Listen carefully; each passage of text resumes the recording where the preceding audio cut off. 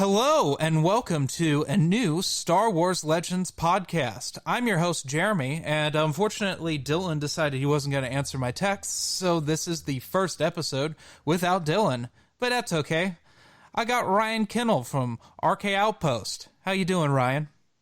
I am doing fantastic, Jeremy. Thanks for having me here. I appreciate it.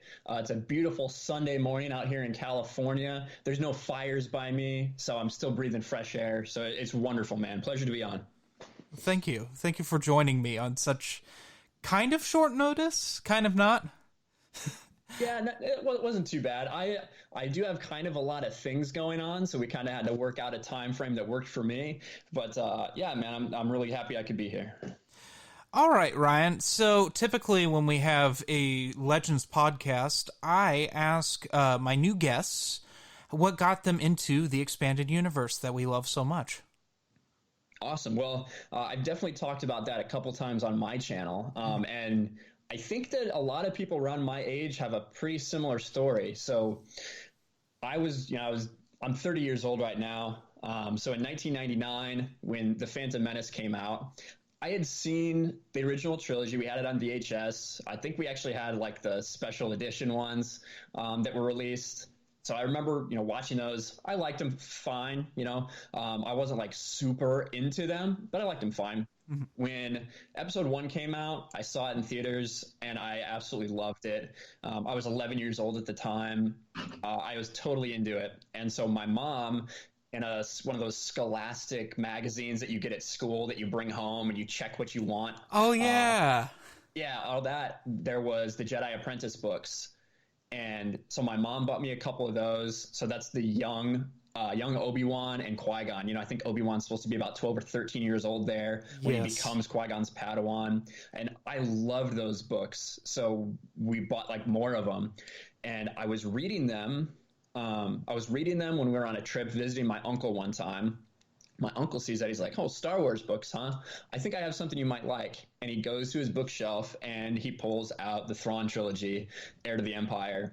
And I started reading it, and it's, I haven't looked back since. There you go. Now you do a little book club. I don't think you host it, but you were part of a book club actually talking about Heir to the Empire.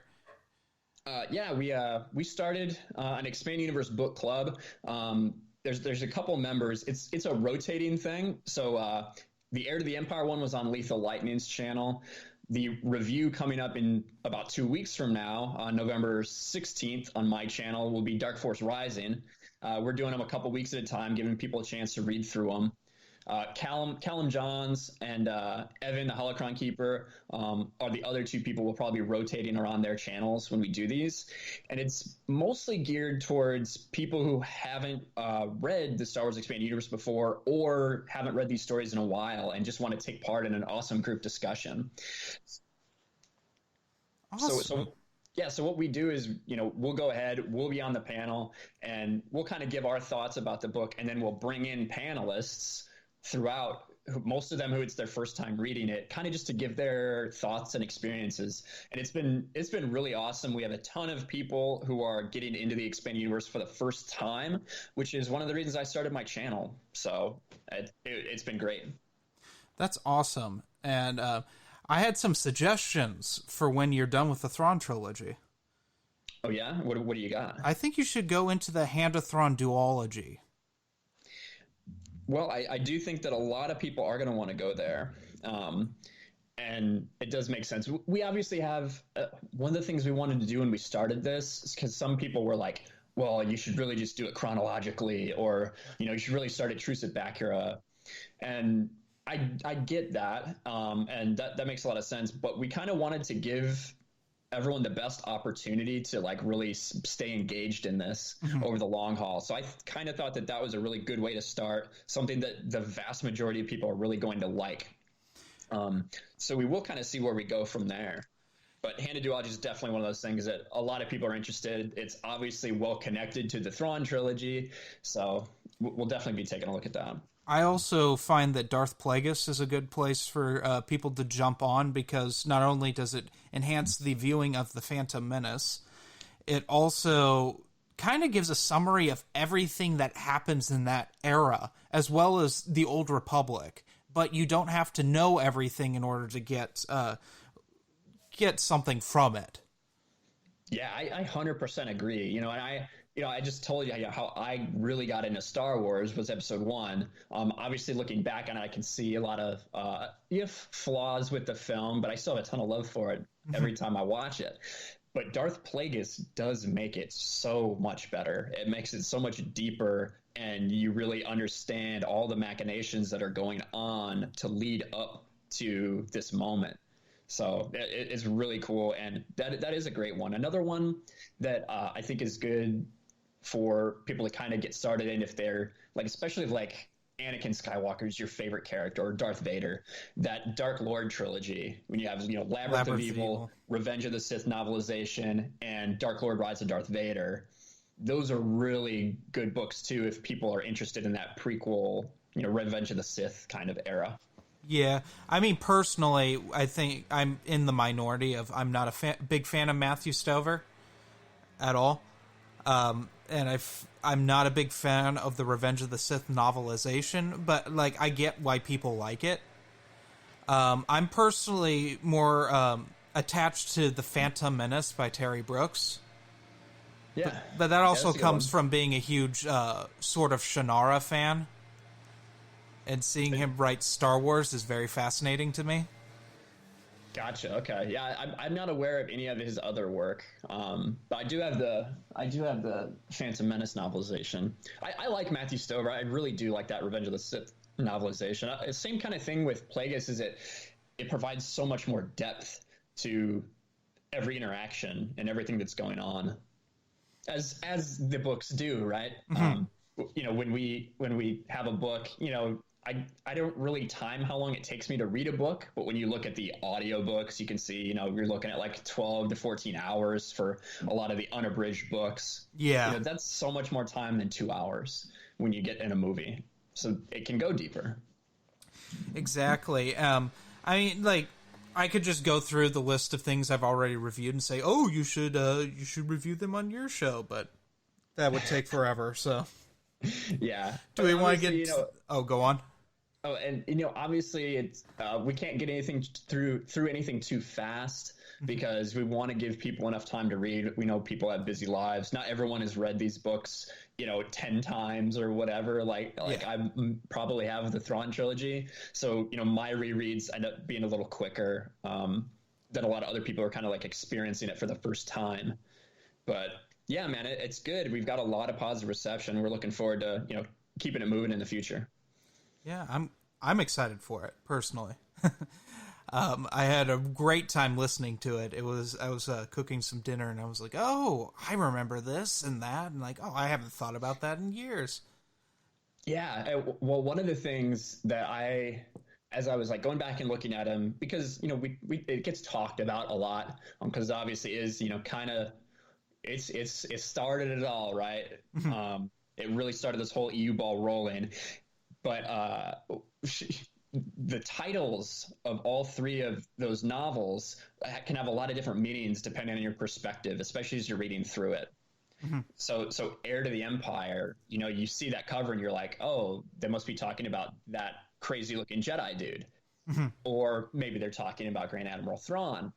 And then somebody brought up, well, they're trying to abduct, Leia's children. What if they mean they're going to be the heir to this empire if they can get the children and turn them dark? I'm like, God, I hadn't even thought about that. Yeah. And then you get to Dark Force Rising, and obviously you have the Dark Force, the Katana fleet, but then you also have the Dark Force of Jura Sabaoth, that's becoming more and more prominent in the book. And then you get to the Last Command, and obviously at the end we realize that was Thrawn's last command when he tries... when he ambushes the Republic, mm-hmm. But also you have the last command of the Emperor in Mara Jade's head. So it was so interesting. I'd never thought about that before I started rereading this time. Yeah, I haven't ever thought of that either. Yeah. I mean, what always sticks in my mind is the conclusion to the last command with Luke fighting Luke. Luke, yeah. which is so stupid. And because I read the comic books first before I read the novels, and they do not call him Luke. They just call him Skywalker's clone, I think is the terminology they use in that. And so I put it, we did a few episodes back, I put it in my top 5 greatest lightsaber battles ever. Because it's one of my faves, mainly for nostalgia's sake. Yeah. I do like the comics. I definitely prefer the novels. One of the things I guess I don't like about the comics is that the art in them. I'm not a huge Last fan. Command is the only one that has like stellar art, in my opinion. Heir of the Empires is very 90s, very early 90s specifically. It reminds me a lot of Dark Empire was the same way. If you've ever read Dark Empire has awful stylized art. I don't understand why in Dark Empire it seems like every page they just decide to shade it all one color, like it just randomly be green. Like everything will be green. For all 3 of them are like that too. I don't get it. I do not understand. Dark Empire's just weird. It's a weird concept, just based on something Mark Hamill wanted to do with Return of the Jedi. Well, and obviously, even though some people at Lucasfilm didn't want to continue the Star Wars Expanded Universe, they're obviously taking ideas from that now in Episode 9. Yep. So very interesting how that works. And I remember, it was so funny in 2014 when the EU, got decanonized and discontinued, and people were like, well, good thing. Now we don't have to deal with silly things like Palpatine coming back. How ridiculous was that? And all these people are now writing articles about the hype behind Episode 9. It's just a joke. Yeah, kind of embarrassing. Kind of very embarrassing. God. Oh, man. I forgot all about that. I remember they hated the Sun Crusher, and that's kind of what Starkiller Base is. They hated all of the super weapons back in the day that plagued Bantam. Which, I mean, to be fair, like, it got old after a while. That's why Bantam stopped writing the books, Yeah, I do agree. The super weapons were, especially in Jedi Academy trilogy, all of a sudden you have a skeleton of a Death Star, and you have a Sun Crusher, which is the ultimate Death Star. And then the World Eaters and... Yeah, the World Devastators. Yeah, that's what they're called. I had a poster of that. Like, I had a promotional poster of Dark Empire 2, and it had those on there. And Luke was wearing the half Darth Vader suit. Do you remember that? Yeah, I do. I've seen that before. Yeah. I mean, they're beautiful. That was one... They were all done by Dave Dorman, one of my favorite artists, who did tons and tons of Star Wars covers for like the comics and stuff. He actually did the interior art. If you've ever read the William C. Ditt's Dark Forces trilogy, he did Jedi Knight, the third part of that trilogy. He did all the interior art and the cover for it. Oh, very cool. I don't think I've ever read those, but I'll have to check them out. They're very strange. There's a talk of putting Tusken Raiders, moving them from Tatooine onto another planet. That's in there. It's weird. It's EU that's like in that infantile stage where they still did like mystic magic and stuff is kind of in that too. Like the Sith magics.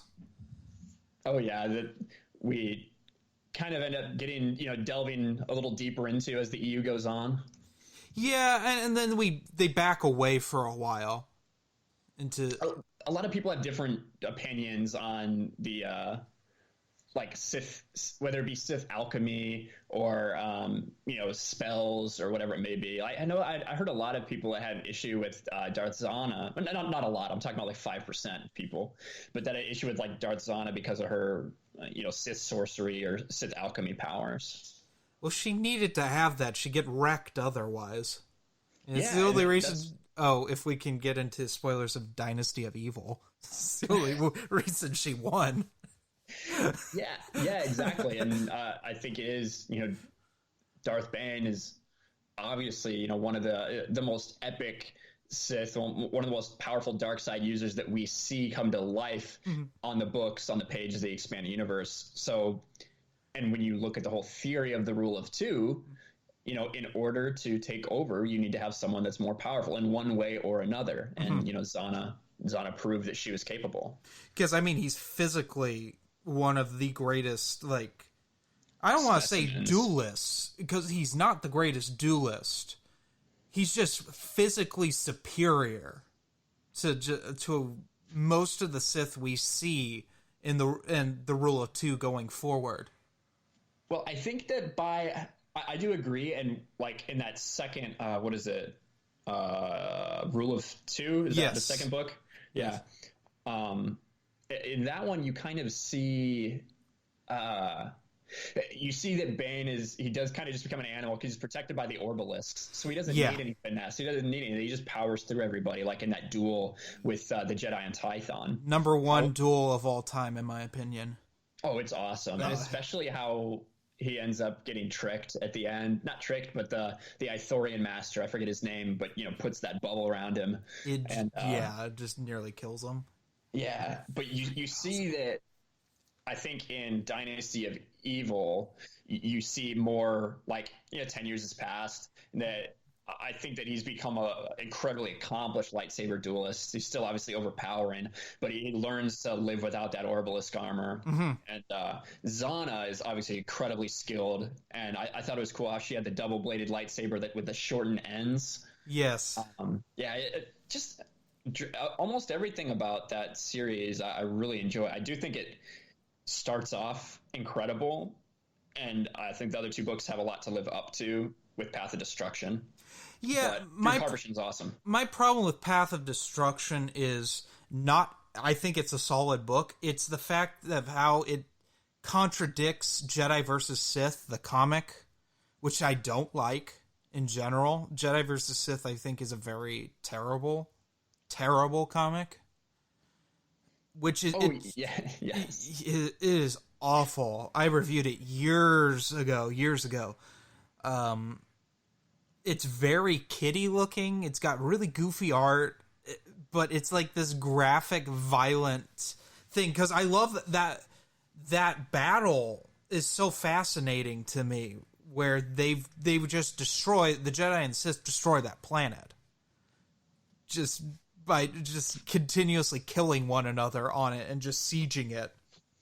Yeah, well, I think they talk about that. I think they do a good job kind of describing that in what's it called, in Path of Destruction, and in the aftermath too, kind of describing how the populace felt about what happened. They changed the climate of the place. Yeah, I mean they just destroyed it. I mean the Valley of the Jedi is created basically during that. Yeah, and which will go into which becomes a thing in Dark Forces. Yeah, well, now that was so. Dark Forces came out before either of those the Jedi vs. Sith comic, right? The first Dark Forces game, yes, that came out like 97, 98. I think both of them did. Yeah, because Jedi Knight Dark Forces 2 came out before that. That's the one with the live action cutscenes, which were a huge deal at the time, even though they're terribly acted. But like they're cutting edge effects for the time. There is definitely a big difference between Dark Forces 2 and Jedi Knight 2, Jedi Outcast. It's like leaps and bounds different. Mm-hmm. Yeah, and then of course Jedi Academy, which is, in my opinion, is the best of that whole series. I completely agree. Although I don't like Jade and Korra as a protagonist as much as I like Kyle Katarn. You do get a lot of Kyle Katarn still. You get a lot of Luke Skywalker, and you get a lot of choices in how you want to be a Jedi. See, I've never read any of the Jade and Korra stuff where he's right in the book. I made him a she when I played through Jedi Academy, so I get the two mixed up. I've never read Scourge or Crosscurrent or Riptide which, as I recall, are all Jade and Core, like, he's the protagonist of those. I don't remember in Scourge, but yeah, definitely Crosscurrent and Riptide. And those are interesting books. They're different, but they're interesting. I think it's Paul Kemp that writes Yeah, those. Paul S. Kemp wrote them, yeah. Yeah, if I'm not mistaken. Which he's a pretty good writer. Very underrated. Yeah, I enjoyed it. The writing style is different. The storytelling is different. We didn't get introduced to time travel, like legit time travel, I think, in Crosscurrent. Oh, really? Yeah, it's not... Is it flow walking? No, because I don't consider flow walking time travel. Yeah. Oh, sorry, what was I going to say?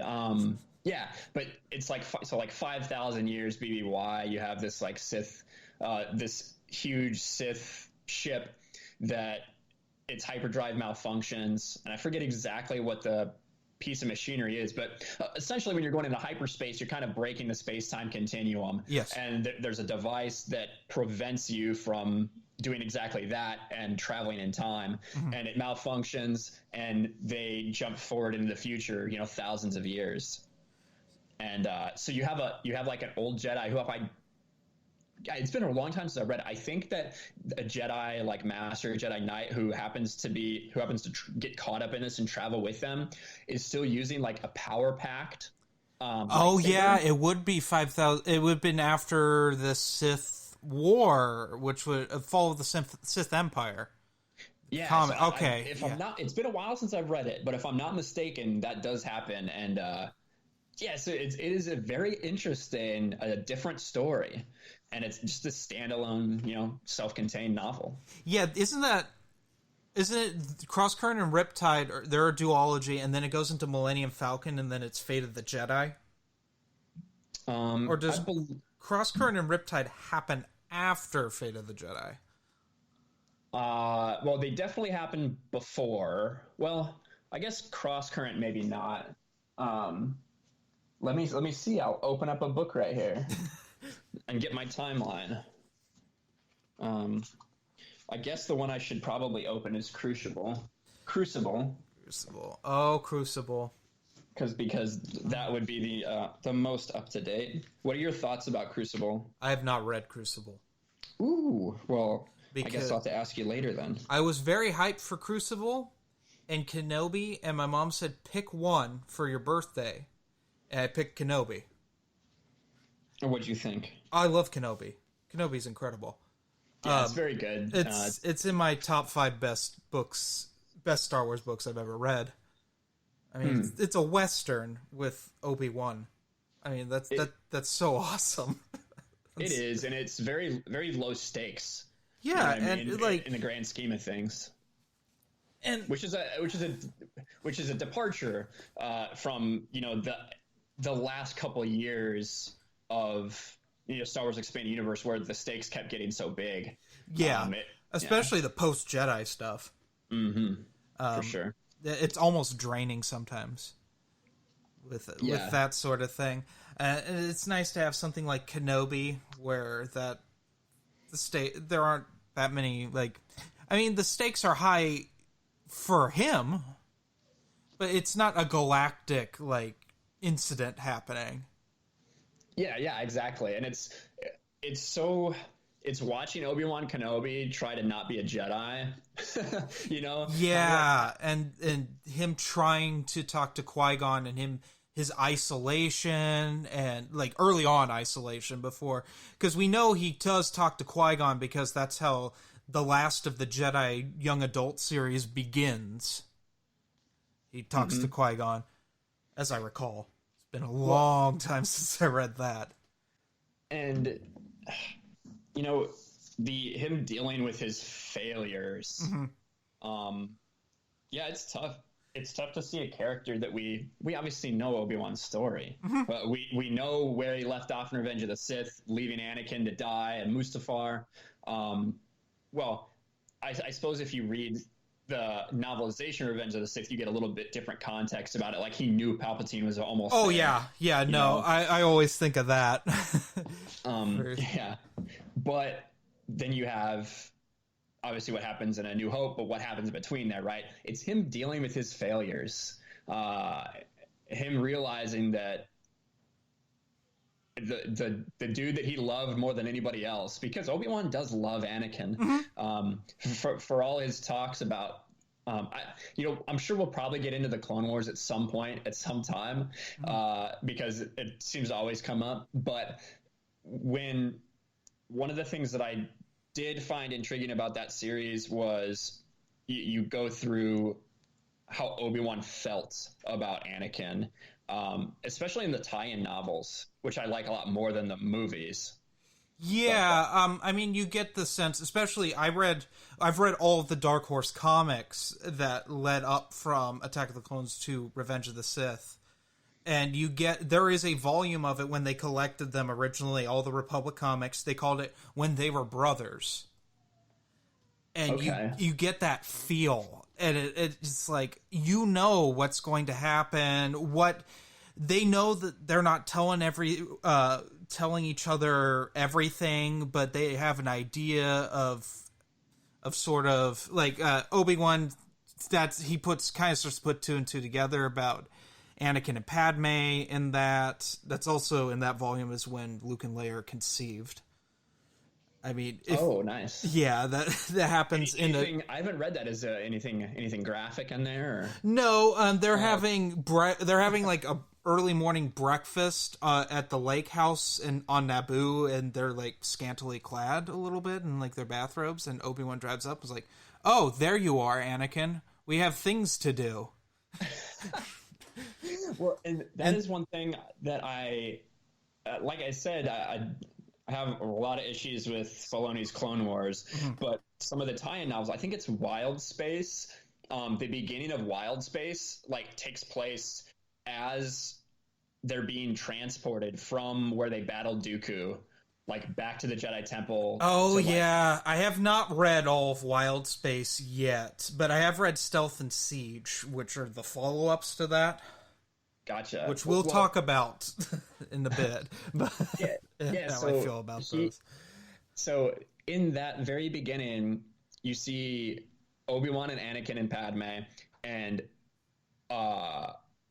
basically Anakin and Padme are showing Obi-Wan that they're in love and they love each other, right? Right in front of him. And they get back to the temple. Anakin's obviously getting healed by the healers, and Padme is like refusing. She's like, she was trying to get in there, and Obi-Wan comes up and basically tells her, "Hey, I know what's going on between you two. This has to end. You can't do this. He's a Jedi. You need to stop." And she basically says, okay. She lies to him, and he kind of takes her word for it. And so it's very interesting because Anakin feels resentment towards Obi-Wan for what he tried to do, and then he starts feeling resentment towards Bail Organa, I think, in that book as well, because of his closeness to Padme. It's interesting. I really enjoyed them. Okay. Do we want to get into the topic of this discussion? I don't know. This isn't something I like to talk about, but you dragged me on this podcast, and you're going to make me make this declaration. My number 5, we're getting into my number 5 right now. Yeah, let's do it. All right. So the reason we're having this discussion at the top of the half hour here, technically 28 minutes, but who's counting, is the top 5 things we don't like about the expanded universe. And I want to put this out here. Ryan and I fundamentally love Star Wars, and we love the EU. Am I right? Agreed. This is very tough for both of us. I was sitting here, like, before we started recording, I was telling you, I'm like, dude, I'm trying to kind of come up with a fifth one. I'm trying to come up with a fifth one because I don't like talking about the things I dislike. Because although the EU is so huge, man, there's so many books, so many comics, it's impossible to like everything. But you tend not to focus on the stuff you don't like because there's another incredible book right around the corner. Yeah. But, I mean, this year, I've said it for several podcasts, has been some of the worst Star Wars reading I've done happened early this year. From both the new mainly the new canon. But also, I read, in my opinion, the worst expanded universe novel I've ever read. I read this year. So I'll start off with number 5. And that is, it's something specific. And that is Obi-Wan falling in love. Is something I fundamentally hate. So, originally, Obi-Wan did have someone he loved, but he chose the Jedi Order over her. And goddamn, I can't remember her name off the top of my head. In the Jedi Apprentice series? Yes. Yeah, I'm trying to think of it now that you said that too. Yeah, but you're right. He has a relationship. He's basically in love with her, yeah. Mm-hmm. And I mean, Qui-Gon had someone he loved, too. He loved Tal, and that, of course, did not go well for him. Actually, in both canons, Qui-Gon's had someone he loved. Because they talk about someone in Master and Apprentice that he dearly loved, and it did not go well, but it's left in the shadows. I'm sure Claudia Gray will come back to it in, like, a couple years. Oh, yeah. And make us sit. Along with her sequel to Lost Stars. Just make us sit and wait for it. So then what did you think of Satine, Duchess Satine? So, I have to say, when The Mandalorians got introduced, I quit watching the show while it aired. I was so furious with the misrepresentation of Mandalore, because not only was I a huge fan of how the Mandalorians were in the Old Republic, and how, like, from like when I first was introduced with them in the Sith War, Tales of the Jedi, the Sith War, and how awesome they were. But also, I think I had read some of Republic Commando Hard Contact, which we talk about some of the Mandalorian lore and that. Karen Travis is really into that sort of thing. That was her bread and butter. Yeah. Along with post 9/11 Star Wars, but we'll get into that in a bit. But the Mandalorians, to me, were this warrior race. And the fact they were pacifists was truly baffling. It was such a strange thing to do. God, I just don't get it. Satine, as a character, to me, is fine. But that Obi-Wan literally says in an episode that he would have left the order for her just baffled me. To no end. I totally agree. And then we have the character in Stealth and Siege. That, oh gosh. Like the one that's sick? Is that what you're talking about? And she's not his lover. They make it, Karen Miller makes it sound like he was head over heels in love with her in Stealth. And then it's like she backpedals in Siege and it's like, yeah, we were just friends with benefits. It kind of just seems like they truly love each other as friends. That's how I got it. I still didn't. I didn't see it's definitely a very close personal relationship that would be frowned upon in the Jedi Order at that time. But I don't know if they were intended to be together. Damson, that's her last. Her name's Damson. Yeah, Master Damson. Yeah. I don't know. She's just like slowly dying. Yeah, she ate that shellfish that was poisonous, which is so stupid on so many levels. But then again, that's why it's a Dave Filoni Clone Wars tie-in. Yes. But no, I just don't get it. It takes away from Obi-Wan, because the whole thing I got from Obi-Wan and Anakin's relationship from the expanded universe standpoint is Anakin could never tell Obi-Wan that he and Padme were married because Obi-Wan would never understand, because Obi-Wan told Anakin like many years ago that he did love someone, but he chose the Order over her. Right. Yeah. And then that does make sense. And if he had all these experiences, was he just hiding all of that from Anakin? You know what I mean? Yeah. But I mean, we can't just say Filoni's Clone Wars never happened. It's there. It is there, and you have to. I have this talk with a lot of people. I think that when people decide to have their own headcanons or whatever, that's fine if that's what you want to do. But, to me, I do think you have to take it or leave it as a whole. because it's part of, what Lucasfilm says is the expanded universe, and I think you have to go off what they say. Now, you can not enjoy it. Yeah, no. There's a lot of people that don't enjoy it. There's a lot of people that don't enjoy Crystal Star or Darksaber, but it is part of it. Yeah. Unfortunately. I love both of those, though. I really like Darksaber, to be honest. I really love Crystal Star. I think Waru is the strangest thing, and it makes me laugh that that's in Star Wars. Mainly because the Geeks Attic hates Waru, and we started a campaign back in 2016 for Waru running for president. Oh, man. He's going to put a wall around Disney and make Bob Iger pay for it. That's an old joke. That is fun. That's a real old Legends joke right there. But yeah, what's your number 5? So I think that my number 5 would probably be the old Marvel comics. Although recently I got more into them because, we had the release of Marvel 108. Yeah. Which continued that story, which is really exciting for anyone who's a fan of the Star Wars Expanded Universe. However, like looking back and reading some of those old things, I really, I just liked the Dark Horse stuff. Like, the Marvel stuff was for kids, for one thing. Also, they did not care about that art. It was... Until Empire Strikes Back happened, they did not care about that art, except for the annual, probably because Chris Claremont wrote that and demanded good art, which that first annual is so tedious to read. I'm not a big fan of Chris Claremont old X-Men, like his early X-Men stuff, because it's so wordy. And to me, a comic book, less is more. You want to express it with the art. There's a fine mix of things, unless it's Frank Miller's Sin City, which that is basically half the time a novel, and that it just has pictures on the side. But I don't know. I like the Archie Goodwin stuff, which he wrote the early stuff, because he and George were so intertwined with writing that together.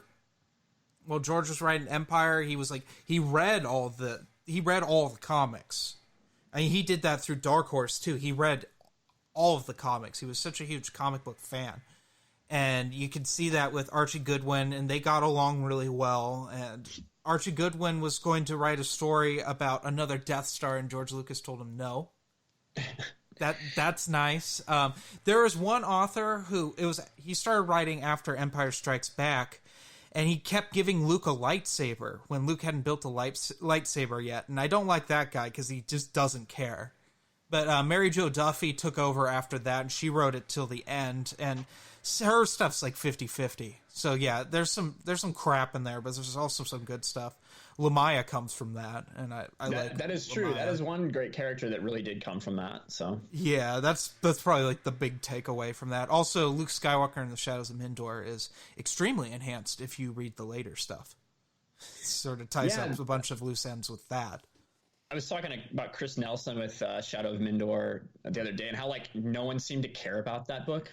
I don't care for it in a lot of regards, but it has the Matthew Stover. So I don't like Matthew Stover. He's not in my top 5. I wouldn't even put him as a dishonorable mention, but Matthew Stover makes some of the most boring space battles I've ever read in my life. Because he'll be like, oh, this is how the hyperdrive works in a TIE Advance, and this is how the shields work in a TIE Defender, and it's I don't give two craps about that. If I wanted to read about how ships work, I'd read a Star Trek novel. It is not my forte to listen to how spaceships work in Star Wars. Gotcha. But go on. Well, I think that we talked about a little bit too how grand the scale of everything got, and then all of a sudden when you go back in time to this random event where there's no stakes for anyone, because it's the beginning, they're make this big thing Luke Skywalker's getting court-martialed. It's what are they going to do? Put him in prison? I don't think so. I think everything will be all right. So it kind of just takes away from the possibilities of that story and lessens the stakes a little bit. Yeah. Much like I actually recently did a review of Death Troopers for Halloween. Yes, you did. Yeah, and so that was one of the things I said I wasn't a big fan about is when, in the middle of it, Han and Chewie get introduced. Yeah, considering, so when I read Death Troopers, I thought it happened closer to A New Hope than it actually does. And I thought they got arrested because they lost that shipment for Jabba. I thought that was why they were in there, and that's not the case, so, like, I get where you're coming from. Yeah, it's like 5 or 10. I don't know exactly. It's like 5 or 10 years before. It's a long time before. Yeah, because I think it's before Rebel Dawn, the last AC Crispin book. But I could be wrong. I think it's after those books. It's after Brian Daley's stuff. I know that. That's true. But yeah, so it's just like once those characters get introduced, I'm like, oh well, I know they're gonna survive. Like I would have rather a book where everyone just freaking died. Like that's what I was hoping for when I started reading it. I still do think it's good and it's different. It's a different thing for Star Wars, but yeah, overall when that happened, I just kind of rolled my eyes. Yeah, yeah. I don't know. I love the book. I thought it was disgusting and lovely. Oh, yeah. I hate Red Harvest. I take that back. I don't hate Red Harvest because there's still Sith alchemy in Red Harvest, and it's a good example of it in the novels, which you didn't see a whole lot of. Mm-hmm. So, yeah. Dylan's warned me out on that one because he likes that book, and I don't.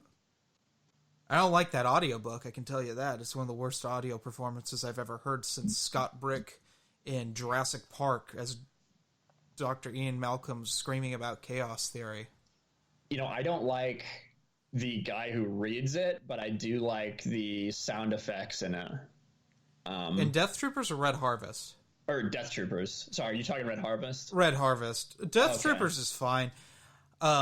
I listened, so funny, it was the first Star Wars audiobook I ever listened to, and I was taking Christmas lights down, and it took me like all day, because I was just taking Christmas decorations down, and I listened to that in like one sitting. Nice. So, like, I don't know, I wasn't paying so much attention to how the person spoke, because I was fairly new to audiobooks at the time.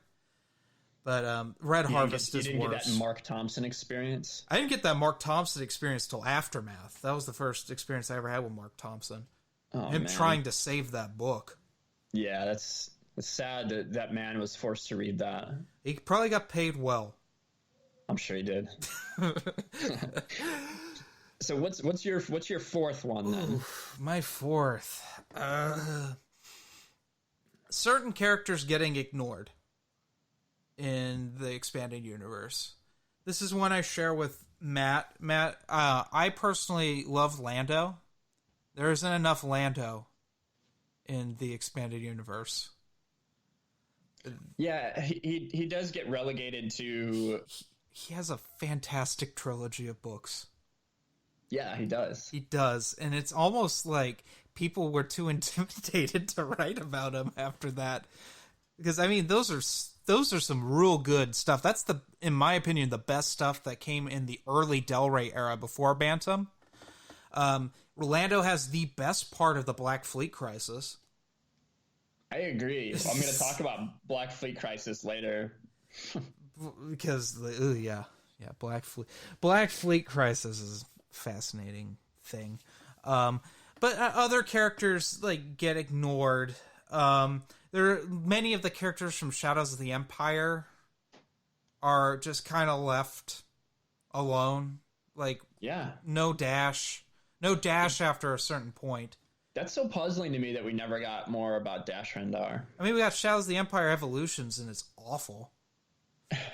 The comic's just dumb. It was just like, you remember Shadows of the Empire? Well, what if I made a sequel about Guri trying to be a human? Yeah, I don't think I ever read the Evolution.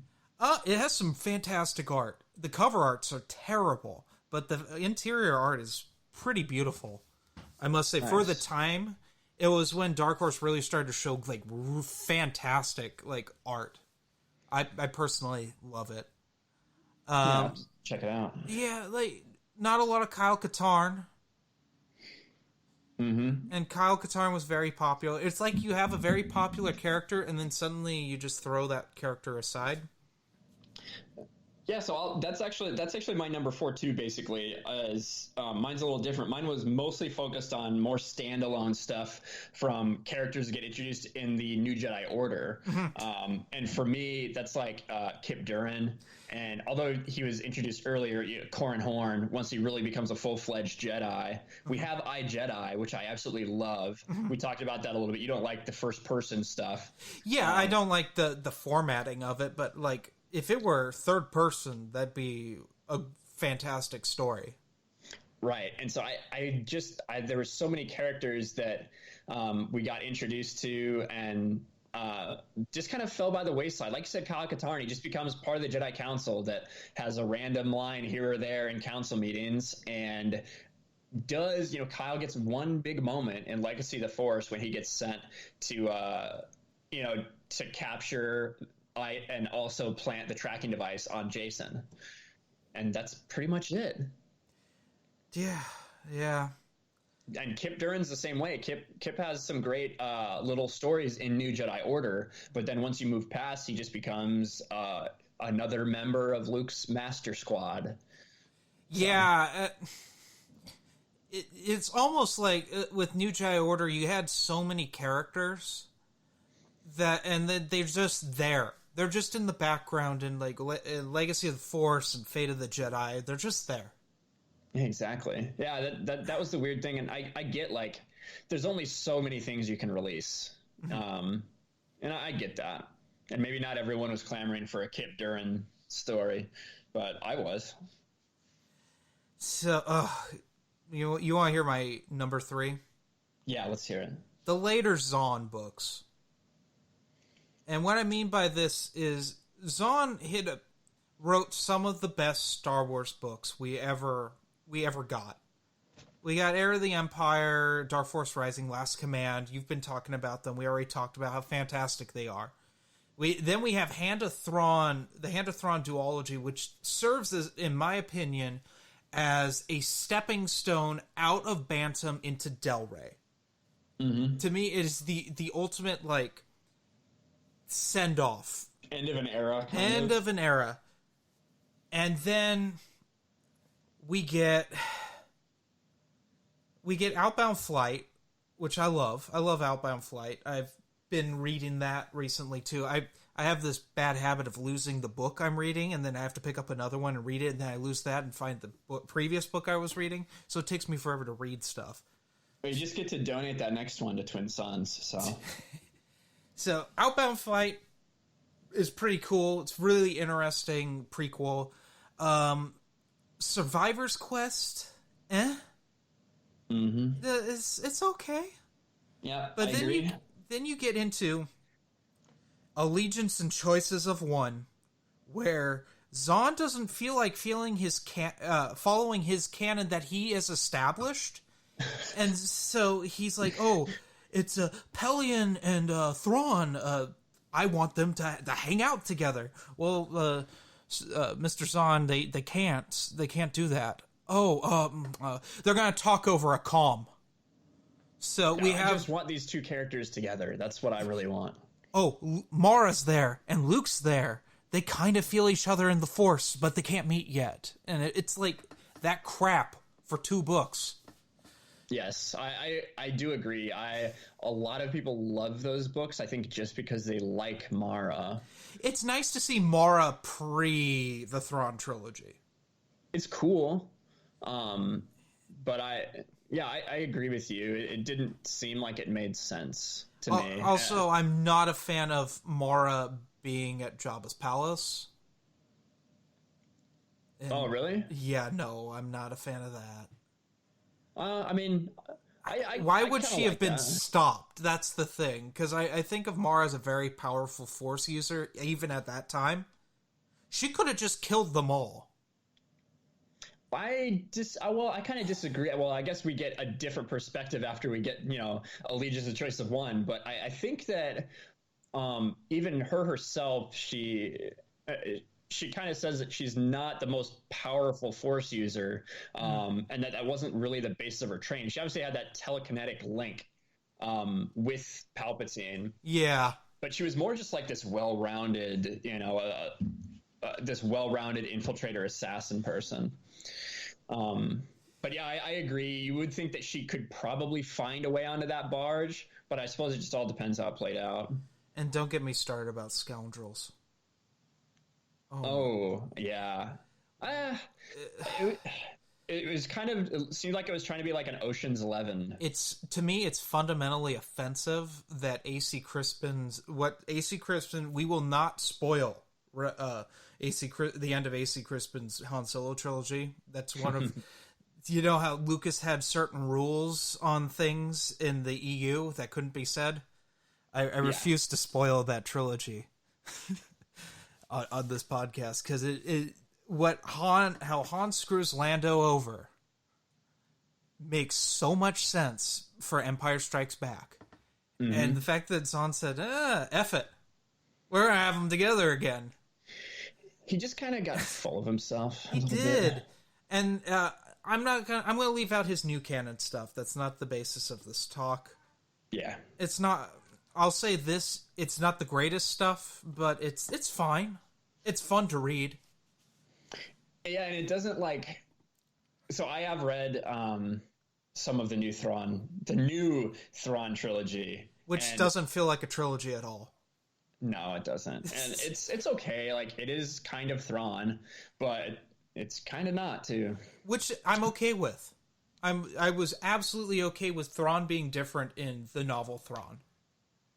If you're going to pull a person from the EU, make his character a little different. Or just don't. Or don't. But don't. If you're going to try to save your show that has this tanking in views, then do something a little different. I mean, he's not the only one they pulled from Zahn's canon. Rook's in there, and Pelian's in there. Oh, yeah. And Rook is a... can we swear on this channel?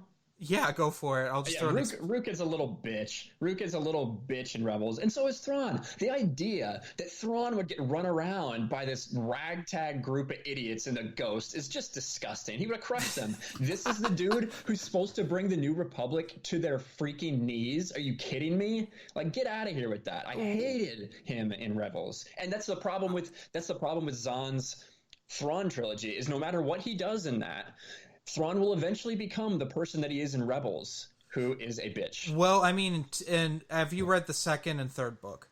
No, I have not. The second book, do you want me to spoil? Yeah, there's no spoiling Disney canon. Thrawn alliances Thrawn loses at the end of season 3 of Rebels.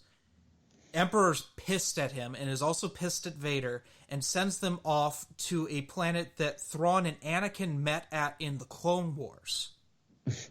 So you have this story that is truly baffling. It's the worst thing that Zahn's ever written, where we have Anakin goes to this planet in the Clone Wars after he's lost Ahsoka because Padme's disappeared.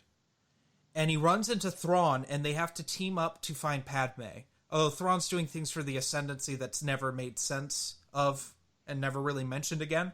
Oh, don't worry, we're going to get a whole new Chiss Ascendancy trilogy. Oh, yeah, which was getting talked about in Thrawn Treason. But in Thrawn Alliances, we have the worst use of Anakin's force power they call it double vision.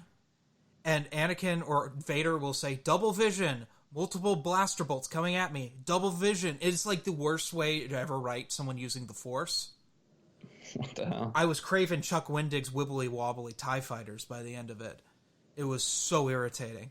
So we have that. We find out that young Chiss are born with something called second sight, and some of them are even rarer, are born with third sight. It's for the Force ability to navigate through hyperspace without a nav computer. The Chiss don't have nav computers. They have Force-sensitive children navigate their ships for them. God, I don't want to know anymore. This is so stupid. We get into Thrawn Treason. Which, at the end of Thrawn Alliances, Thrawn may or may not know that, figure out that Darth Vader was once Anakin Skywalker, and he taunts Vader with it. But they have a respect for each other for reasons. And then they set up a new Vong sort of species called the Grisk that aren't as cool as the Vong. Well, in Thrawn Treason, the Chiss Ascendancy and the Empire team up to destroy the Grisks, because we had to explain why Thrawn is missing through most of Season 4 of Rebels. And then it ends with the Emperor telling Thrawn his plan to capture Ezra, which falls terribly wrong for the Empire, because Ezra Bridger has plot armor. Yeah, I don't know. I just hate him. I hate him. Oh, Ezra? I hate Thrawn in Disney canon. Oh, he's bad in Rebels. I think he's acceptable in the Zahn books, but in Rebels it's just baffling. He's not as bad as some of the other characters in Rebels. Actually, to be honest, and we'll get into this, I prefer Rebels over Clone Wars. If I have to pick one. Rebels seem to have a plot that didn't waver, whereas Clone Wars in Season 3 completely falls apart, and they start airing episodes out of order. Yeah, I didn't get that, yeah. Well, they stopped that because people hated that shit. Yeah, no one knew what was going on. Yeah, I mean, they're having prequel episodes to that awful movie Filoni directed. Yeah. So... this was actually my number one, but I will talk about it now, and that's TCW. Yeah, that's my number two. Perfect. Let's talk about it. So, TCW. If you're someone who has just watched the movies, I can understand why you might like it a lot. Now, that being said, even if you're just someone who likes the movies, I can also see why you wouldn't, like, why you'd still have issues with it. Like, the fact that in Revenge of the Sith, we have Count Dooku, who, you know, they meet when Obi-Wan and Anakin go to save Palpatine, and, you know, Anakin's, you know, Obi-Wan's, we do it together this time. Anakin's like, I was about to say that. My powers have doubled since the last time we met. What was that, 3 freaking weeks ago? Yeah, I know. You fought Dooku how many freaking times in the Clone Wars? Not just that, but can we talk about the movie? Yeah, sure. The movie is far worse than the series. That is very true. I paid money to see that on the big screen, and I was embarrassed that, well, I was 14 when that came out. I think I was in 8th grade, because that was the same year Kingdom of the Crystal Skull came out. Ooh, rough. I saw them within a week of each other, and it was 2 of the worst cinematic experiences of my life. Up until I saw the second Transformers movie. And then because the Clone Wars, it was one of the most baffling movies I've ever seen. I don't know why it got a theatrical release. Zero the Hutt. Oh, Zero. When I first got introduced to, I thought it was a joke. Like, you think Jar Jar is bad. Like, anyone that thinks Jar Jar is bad, and then you get introduced to Zero the Hutt. Like, how can anyone overlook that? Do you remember the episode of Nar Shaddaa where they have the Hutt, the Hutts are there, families, and they're just stereotypes of Italian gangsters from movies? Yeah, they all have different haircuts and shit. One's Al Pacino's Scarface, the other one's The Godfather. I think there's a Ray Liotta one too. So awful. There's so many bad moments. Why does Zero speak basic when all the other Hutts speak Huttese? Because he likes to speak like this. Why do we have... So cringe. Ahsoka's the worst in that movie. She's unbearably obnoxious. The first several seasons of Clone Wars, she is terrible. I do think she gets better. You know, she gets better around season 4. Yeah, like when she starts wearing more clothing, she starts being tolerable. As the series goes on, I think it gets better. As it matures kind of along with its audience. I don't know if that was the intent, but that's what happened. Well, they had to do something because those kiddie episodes are unbearable. They really are. I mean, C-3PO and R2-D2 trying to find the cake for Padme, that was an episode. And even like, so there's one, especially early on, you have these battles. They make it seem like it's these big battles, and like the battle droids are all just lined up in this like small little square formation. Mm-hmm.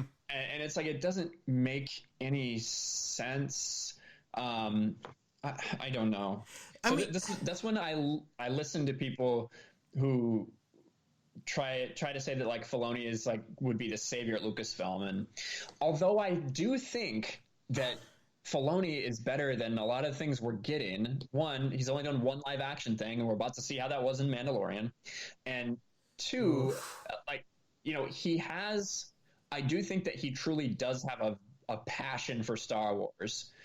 But he's a casual. That's the thing. He's a casual fan who talks about the covers. We make fun of Dave Filoni on here on a regular basis. I think I had to make it a point to not make fun of the Clone Wars on here because it got stale after 20 episodes. Yeah, it's kind of easy pickings at times. It's just, because there's effort put into that show. In just 100%. There's effort to make everyone's lightsaber style look different. And I appreciate that. But you should focus on having a good story instead of having, like, good lightsaber battles. And it has moments. It definitely has some great moments. Oh, I mean, like some of my favorite Star Wars characters come from the Clone Wars. I love Hondo. I love Cad Bane, Fives, Rex. Like the clones. The clone stories to me are fantastic. Yeah, agreed. I mean, the Teth was like kind of a cool battle in the movie, although unfortunately it gets bogged down with Anakin and Ahsoka competing with one another. Yeah, that's stupid. This is one of the main issues. The entire idea that Anakin has a Padawan is ridiculous. Like, let's just be real. It is awful. It doesn't make any sense for his character. I think they realized that a couple seasons in, and that's why we have the Ahsoka's fall.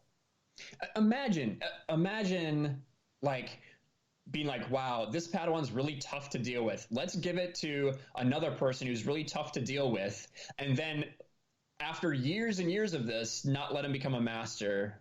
Like, it's so stupid. I guess you can say that since she left the Jedi Order, maybe he failed. So that's why one of the contributing causes into not making him a master. It doesn't make any sense. You can try to explain it away, but it doesn't make sense. I don't care. You know, George Lucas had a big part in creating that movie. I don't think he had a very big part in the TV series overall. No, he approved every episode. Which those episodes contradict the movies. Yes. General Grievous, like, come on. How many times does Obi-Wan fight Grievous in that? I mean, and then Revenge of the Sith. They fight again, and it's like, You fool. I've been trained in the Jedi arts by Count Dooku. Yeah. Yeah, I know. We've fought like 8 times, bro. Or at the end of the movie, Anakin and Dooku have a solo duel. Yeah. That is only stopped because Ahsoka's getting killed by Magna Guards. So that's what that allows Dooku to escape. Or we have on Naboo, Anakin and Dooku fight, I think it's like season 4. That in front of Palpatine. So we redo that scene from Revenge of the Sith. And it's so weird. Or any Jar Jar episode's unbearable in that show. You remember in season 6, the Lost episodes where Mace Windu and Jar Jar team up, and Jar Jar has that girlfriend, and she's even more annoying than Jar Jar? Yeah. Yes. Oof. That's bad. Gosh, Boba Fett is done terribly. In that everyone gets the jump on Boba Fett. What? Well, and before you say it's because he's a kid, we had the Boba Fett young adult books where he held his own against Dirge. He held his own for a short period of time against Grievous. He nearly gets killed during that, and it's thanks to Anakin that he survives. And he was actually planning to kill Mace Windu, which they rip off again in Clone Wars. The idea, well, that whole thing is stupid. But then you have the Mandalorians. This is why it's my number one.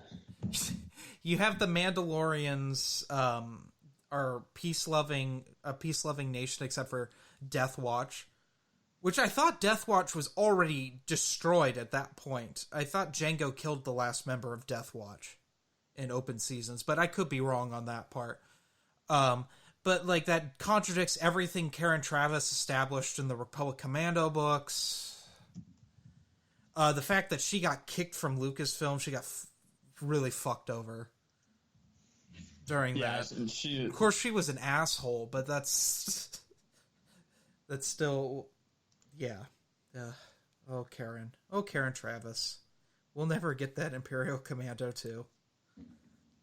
Oh, no. God, that reminded me. I was watching a playthrough of it the other day, but Republic Commando is such an awesome video game. I've been playing it recently. It's really fun. It still holds up. It's actually a smart first person shooter. Oh yeah, and the different abilities and everything is really cool. Yeah, the tactical. So that was my number one, and your number two. Yeah. So what's your three? My 3 is going to be Mara Jade's death. Oh, okay. We can argue about this then. Well, it's not because she died. Mm-hmm. I don't have an issue with killing her. I don't have an issue with anyone dying in the Star Wars Expanded Universe. My issue is that I think she was used to provide some kind of gravitas to Jason's ascendance into Sith mastery or whatever. I don't think that it should have been Tenel Ka. Okay. That's what I think. Because I know they tried to establish, Mara's the only one that still kind of believed in Jason or whatever. Come on, he was never that close. Did he really love Mara? Okay. I don't think so. I view it differently than that. As viewing Legacy of the Force as a whole, it was clear from his betrayal that he and Jaina were going to have to fight at the end. Mm-hmm. But you have to establish that he can't just duel Luke at the end. Because Jason, we've talked about it before. If Luke had removed the gloves, as Dylan puts it, and fought Jason wouldn't have stood a chance. You had to put Luke in a terrible place that he was worried of falling to the dark side again, and that's why Jaina has to kill her brother. Right. In fact, I was a huge fan of how he did it because he's losing. He's losing to Mara. Mara is one of the greatest duelists of that era of Star Wars. Well, in a straight up fight, I do think that Kaitis would take her easy. I don't. If it came down to the Force, we've talked about this before with Jaina and Jason. Jaina's skill level as a fighter is better than Jason's, but Jason is the more powerful Force user. Agreed. I think Mara is the better duelist, and that's why he plays dirty with her, makes her think she sees Ben, and then poisons her. Well, the thing is that Mara knows she can't take Jason. She knows she can't take Jason. That's why she has to go in the cave to even these odds. If it's a straight out fight, I think that Kaitis, I don't even think it's really that close, and that's why Mara runs. Fair enough. But yeah, so, and I do agree, like, that's one of the reasons they did it, and I get it, but it was cheap to me for the loss of that character there. I just don't think that that's what Jason loved most. Like, that's what you had Lumaya setting up. You have to sacrifice the thing you love most, blah, blah, blah. And then Jason kind of works it out. He, like, justifies in his mind why that is really the thing that he loved most, as opposed to Tenel Ka or Alana, which he really does love the most. Mm-hmm. So that was my issue with it. I don't mind her dying. Also, I read between the lines, and Lumaya gets blamed for it initially. That's such an epic. And I think he figures that he can get rid of Lumaya that way if he gets Luke to, like, go remove the gloves and go full on, which that's awesome. Yeah, the scene where he just blitzkriegs her, pushes her up against the back of the cliff. She starts to fall. He grabs her, and she like looks back at him, and he says, "Don't worry, I'd never let you fall." Pulls her up, and then fucking chops her head off. Yep. Like, what an epic gamer moment for Luke. But he puts him in a really dark place during that. Also, him trying to convince Ben not to fall to the dark side, that happens in there. Also, poor Ben in that whole series. It's turned into a freaking GA assassin. Mm-hmm. I love poor kid. So specifically in Fate of the Jedi, I love Ben Skywalker and his relationship with Luke. That's my favorite part of Fate of the Jedi. Yeah, that's also where you get into all the weird stuff I love in Star Wars from West End games. That's when they start tying all of the source material together, is during that. Yeah. So that'd be my number 3, I guess. So where are you on? We said my number 2, so let's get your number 2 out there. So my number 2, I guess I don't even know. I don't know if this is in really any order other than I hate TCW, but the Black Fleet Crisis was one of the most difficult series for me to get through. It's boring. It is very boring. It's written so like there's a high emphasis on like fleet stuff. Mm-hmm. On seemingly stuff that doesn't matter in the grand scheme of things, but they spend a lot of time talking about it. Yeah, and that's the series where we have someone pretending to be Luke's mom. Yeah, exactly. Yeah. And the whole time you know that it's like not real, so it's like, why?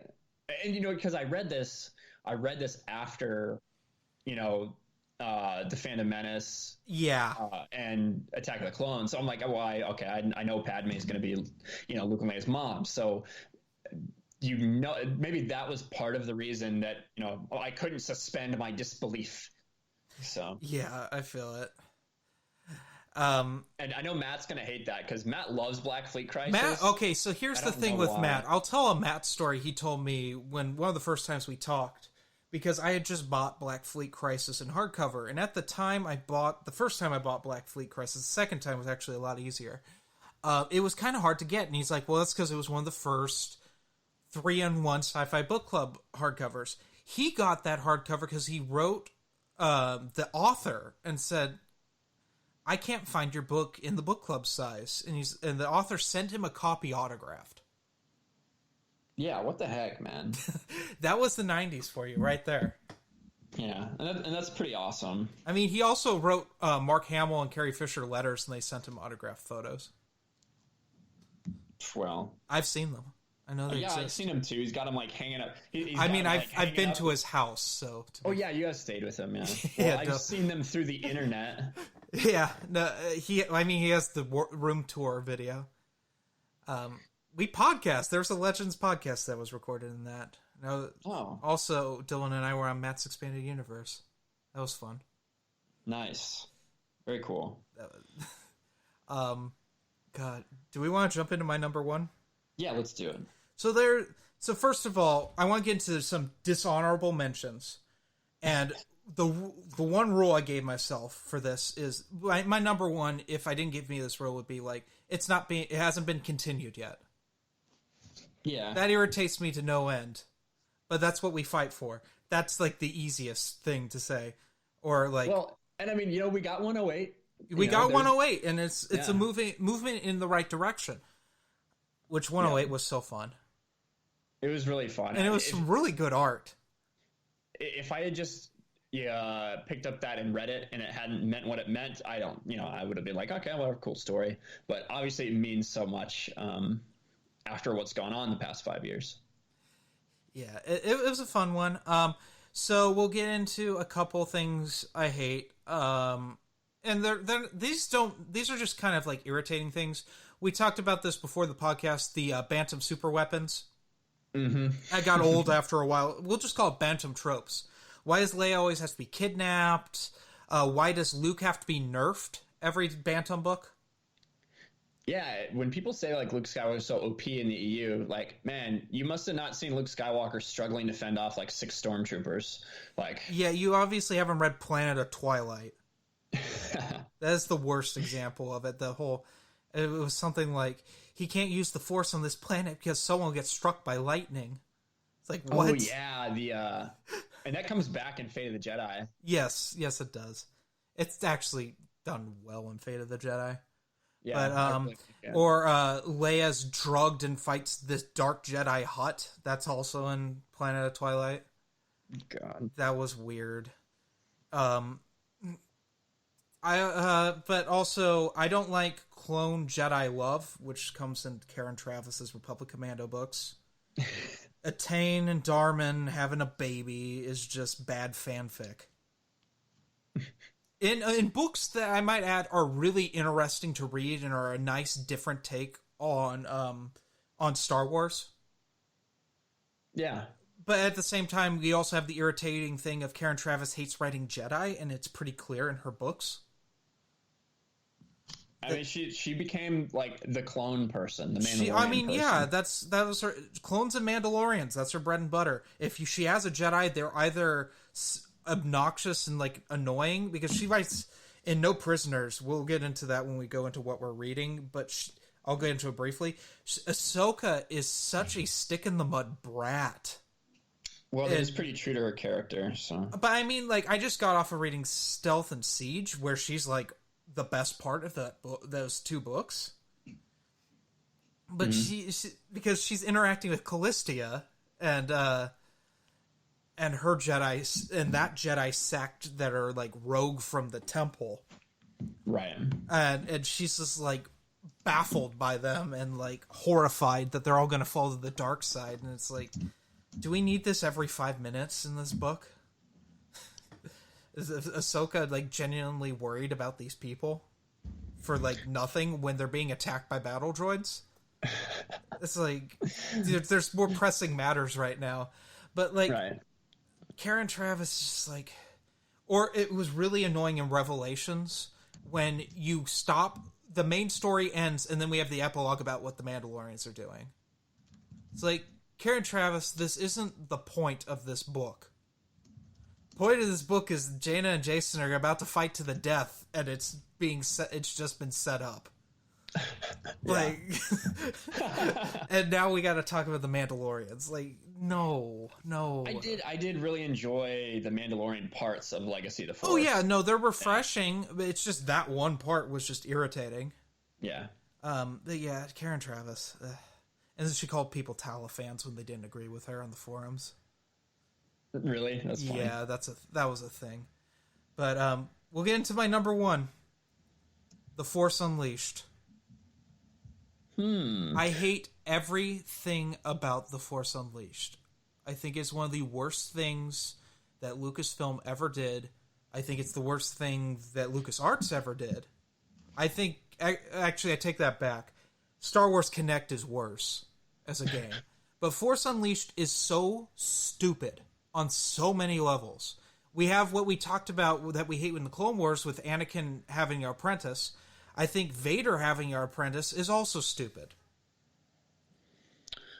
The idea of him having one, it depends, right? Because you look at Vader and you're like, is this even a dude who has any like hope or anything at that point, or is he just like some shell that is determined that he's just gonna follow around Palpatine? And that's something I love that's brought up in Shadows of the Empire, is he is so depressed and bored.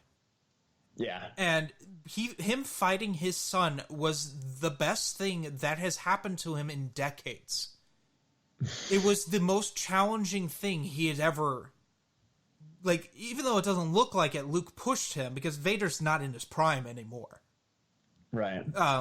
He's more machine than man, but he's killed all of the Jedi, essentially, at this point. There are none left. And him fighting Luke is the best thing that's happened to him in years. I think it's cool in Dark Lord Rise of Darth Vader when you like they talk about how he's so limited now with his mechanical stuff, and he's just constantly in pain and all of that. Yeah. And he's him and Starkiller fighting is stupid. I hate Force Unleashed 2 even more, but like I hated the games are monotonous and everything that I love about Jedi Academy's lightsaber combat is gone in Force Unleashed. The lightsaber is like a baseball bat. Playing on hard in Force Unleashed 2, I never died in one playthrough. And I wasn't even trying. Yeah. It's so the fact that in the books Sean Williams attempts to say that Starkiller is a terrible duelist, but he's so powerful in the Force, it doesn't work for me. He's able to hold off the Emperor. What? Yes. Luke couldn't do that. He obviously Galen Merrick is incredibly OP. The whole idea of that's how the rebellion was created. That's stupid on a whole other level. I agree. That's another thing I had a problem with in Rebels. Why do we have Jedi running around before Luke? It takes away from Luke. It's like, I don't know. It's a terrible game, terrible books by a terrible author, I might add. I hate Sean Williams. He wrote Fatal Alliance, which is the worst Star Wars book I've ever read in my life. Yeah, Fatal Alliance is it's my least favorite of those Old Republic ones, that's for sure. I'd rather read Knight Errant. Ooh. I liked Dawn of the Jedi Into the Void. Like, I think that's... Oh, really? Yeah, because it's different. I would not recommend starting there, but I like Tim Levin. His Alien versus Predator stuff is actually really interesting. And it was nice to see him in Star Wars. It was a weird writing style, but after reading Aftermath, like, it was very easy for me to get into. It was just an unorthodox Star Wars book, and it was a breath of fresh air, in my opinion. I like the Dawn of the Jedi comics more, but yes, me too. Into the Void isn't that bad. It was a nice world building book.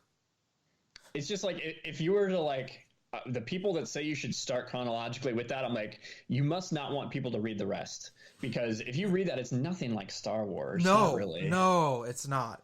And none of the Dawn of the Jedi stuff is really Star Warsy.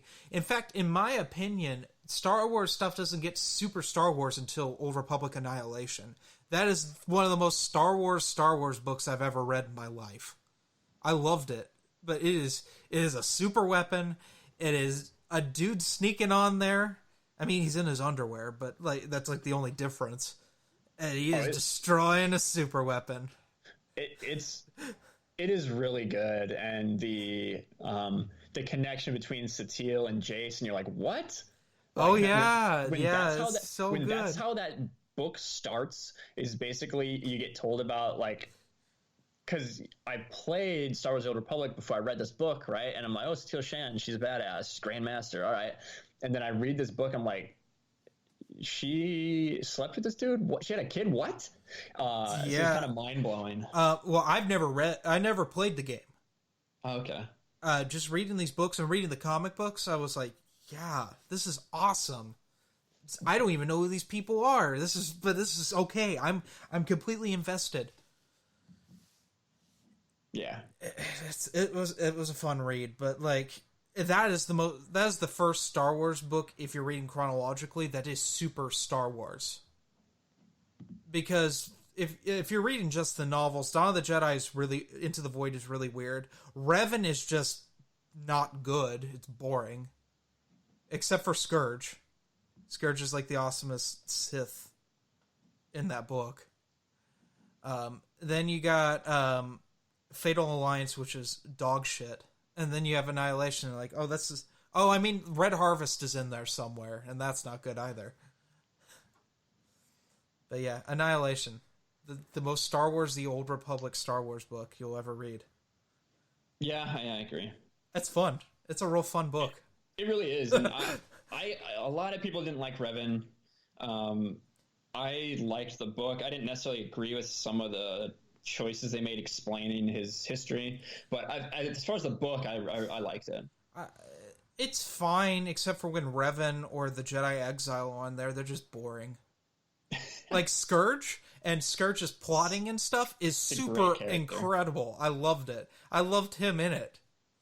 He's just evil, but he has his own ethics of being evil compared to the other Sith. Yeah, it was nice. But yeah, Force Unleashed, #1 worst Star Wars. Yeah, I can get behind that. It's just bland. Maybe not as my #1. Clone Wars is my #1 all time, but it got a lot of. Like, the fact George Lucas supported it so much, it makes it more offensive to me. This was the second Shadows of the Empire. It had its own toys. It had all this stuff, and I don't think it was deserved. Agreed. There were plenty of other games that deserved that over Force Unleashed. I mean, Jedi Academy got nothing. Bounty Hunter got nothing. I always wanted a Kamari Vosa action figure. Dude, I love Kamari Vosa. Kamari Vosa is awesome. I actually did, what is it? I actually did a stream where I played through the first chapter of Bounty Hunter the other night. I think I'm going to start doing that late night because I got it for PS4, and it's just such a fun game. It is. Have you ever beaten it? Oh, yeah. Okay. You're the only other person I know who's beaten it. What? Really? Everyone gets stuck in the prison, and I don't get it. I mean, I got stuck there as a kid. I played through it maybe 10 times or something when I was a kid. I played it on GameCube. I had it on PS2. I played through it once. I re-roofed a roof with my dad to get that game because it was out of print at the time. I re-roofed. I put shingles on a roof in pouring rain to get that game. I bought it when I bought the GameCube. It came with that. Oh, really? Mm-hmm. Came with that, and I bought Super Smash along with it. Oh, Brawl. That's a good game. Melee, I think. Oh, Melee. My bad. Brawl's on Wii. Yeah. Both I love. I love both of them. Melee's better than Brawl, though. Yeah, but I guess we'll see what happens when I get to the prison if I get stuck. But yeah, I've completed that whole thing. Also, the duel with Kamari Vosa. I hated the Bando Gore, dude. I was so scared, man. Yeah, they're freaky. I like them in Mall Lockdown. They're like freaking zombies, and they just stand there, and then they just run after you relentlessly. Use the flamethrower. Flamethrower and jetpack. You just gotta watch your levels. Don't fist fight them. That's what I would do. I would try to find something to hop on and then flamethrower them. Yeah. You just line them up and you just continuously flame, because sometimes they'll run in a line, and you just burn them all. My that stream got immediately copyright claimed for John Williams music. Are you serious? Yeah, that's just stupid. The Star Wars theme, it's ridiculous. I was just playing a game. God, freaking! I guess he can have the 50 cents. Are you even partnered? Yep, I am. Okay, that makes a little more sense. You're not like Matt. Matt's not partnered at all. Yep, Matt's the only person in the world who's demonetized his YouTube channel by himself, I think, maybe. But yeah, I'm monetized, so, if you get a video that does 1,000 views, I might get $1 or something. Yeah, I remember when partnering. I've been on YouTube since pretty much the beginning, not with this channel, but with another channel I used to have. So I remember when there wasn't partnering, and then I remember when partnering happened, and then I remember when YouTube decided, hey, everyone can be partnered with Google, and maybe you make money, and then you find out you don't make money, but they sure as shit make a lot of money. Partnering sucks. Yeah, I mean, it's good if you consistently get a lot of views, but also be careful when it's tax time. Because you're self-employed. Oh, yeah, that's what I've heard. You're self-employed, technically. It's a 1099 if you're in America. Yeah, I don't make enough money to really worry about anything like that. Yeah, but, no. Yeah. What was that? Yeah, do we want to talk about what we're reading right now? Sure. One thing I'm in the middle of is Dark Force Rising. Of course. I do need to get that. I need to get that finished up for the book club that we're doing about 2 weeks from now. So that's mainly what I'm focused on. A couple things that I have set aside that I want to reread right now are one of the things we talked about earlier, I think off air, was Jedi Academy trilogy. Yes. It's been a while since I've read those, and I want to reread those mostly so I can reread iJedi. Yeah, yeah. You should read Tales of the Jedi too, if you can get a hold of it. Because Yeah, that establishes Jedi Academy right there. Did you ever read the comic book sequel to the Jedi Academy trilogy called Leviathan? yes, with Kip and Dorsk 81 going to Corbus. So I read that first. Like, besides my parents read the trilogy. I think my dad read Jedi Academy to me because he was like, I was talking about Exar Kun and Tales of the Jedi. He's like, hey, I remember reading that to you and the Jedi Academy trilogy. I'm like, oh yeah, like as a little kid, but I didn't remember it that well. My parents bought me Jedi Academy Leviathan, like the graphic novel. And I read that, and I'm like, this is really awesome and weird, but, like, I don't know what's going on. So I went back and read Jedi Academy. Yeah, so you're like, well, this is cool. Kip Durran, this guy seems really powerful. Wow. And you're like, he just murdered billions of people. Yeah. It's like, oh, that's strange. God, Kip. Oh, Kip. The Jedi we all would be. Basically, yeah. He's the most human Jedi ever. I did a lore video in collaboration with the Scoundrels Cantina about a week ago, but maybe a couple days ago. But that was really fun. I did a voiceover and they edited everything up about Kip Durran, and it was really fun to go back and that's one of the things that made me want to reread Jedi Academy was doing that lore video and remembering the stories. Right on. I'm in the middle of several books right now. I'm in the middle of Shadowhunter, which is really fun, really dark. I'm starting to actually like it more than Mall Lockdown, which I didn't think was possible. So I love Mall Lockdown, but Shadowhunter has like more. There seems to be more at stake in Shadowhunter than there was in Lockdown. Yeah, for sure. And I think so. It's interesting to see I-5 before Coruscant Nights. What did you think of that series? Coruscant Nights? Mm-hmm. I like the noir sort of elements of it because I'm a fan of noir in general and neo-noir. But I don't like Jax Pavin. I don't like him either. He's know-it-all, which fits the noir aspect completely. And being someone, I'm in a class called American Cinema right now. We're studying the whole noir genre, and it is to a T part of that genre, and like his ego and stuff. But yeah, I'm glad Last Jedi exists, the fourth book, and wraps that up. Yeah, I do think it was a step up. I didn't like the trilogy. No, it's a very expensive trilogy if you want to buy that in hardcover. I can tell you that. Not as expensive as buying Last Jedi by Michael Reeves. I didn't even know that was that it was in hardcover. It's interesting. They're very rare. They're some of the last Sci-Fi Book Club hardcovers. I just got Last Jedi in hardcover. It was very difficult, but so originally I bought Last Jedi in hardcover for like $400. I bought it this time for like $40 because the guy who sold it to me did not know what he had, and I jumped on that immediately. Like, nice. Like I gotta have this. But I know Matt, when he listens to this, is like, why would Jeremy spend that much money on a bad book? I'm like, because I need that hardcover. I need that hardcover in my collection so I can look at them when I go to bed each night. But Shadowhunter's fun. Outbound Flight, I'm a little bit into. It's interesting to see George. How do you pronounce his last name? Cardass? Yeah. I hear 1,000 names. I always pronounce it Kabak, but it's not that. Or Wait, George Cardass, right? Like Talon Card's mentor and everything. God, you know what? I'm too confused. We're gonna skip this. I'm sounding like a dumbass. But no, it's interesting to have.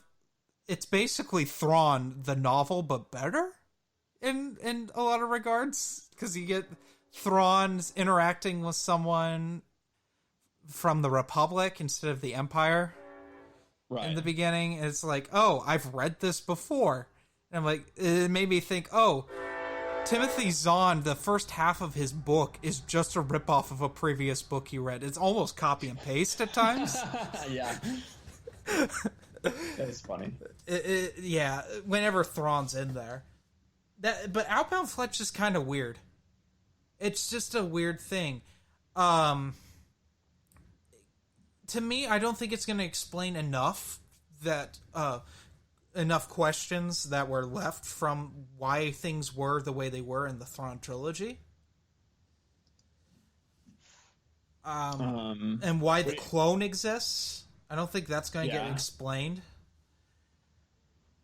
in here.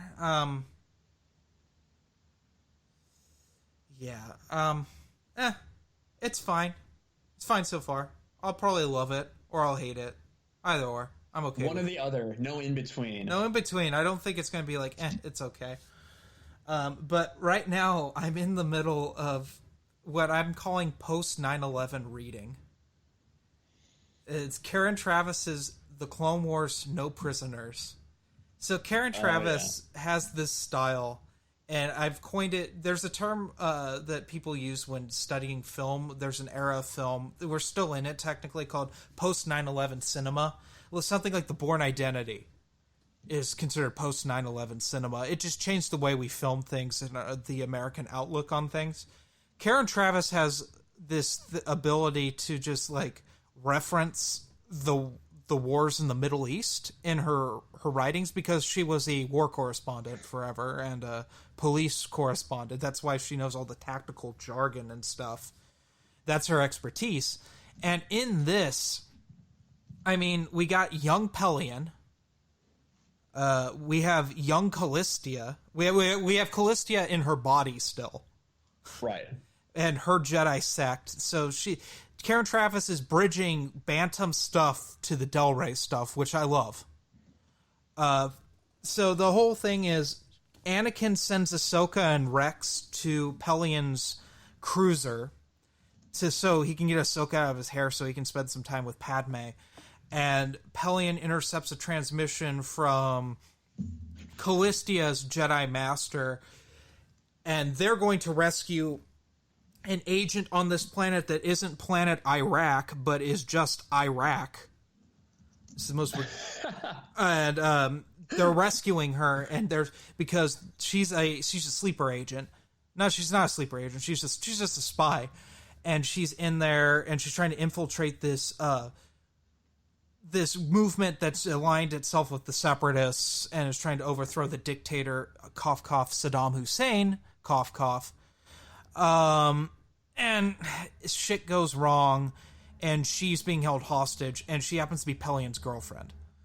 And Pelion figures this out, and it's like, oh, we gotta rescue her, but he was gonna rescue her beforehand, and it's like his professional standing is being challenged, and it's a conflict of interest, and it's all in all, it's an interesting read. Callistia and her Jedi sect are pretty interesting. Ahsoka's a little shit in it. She's not too terrible, but I just got done reading Stealth and Siege, and she's like an actual character in that, and the best part of those books.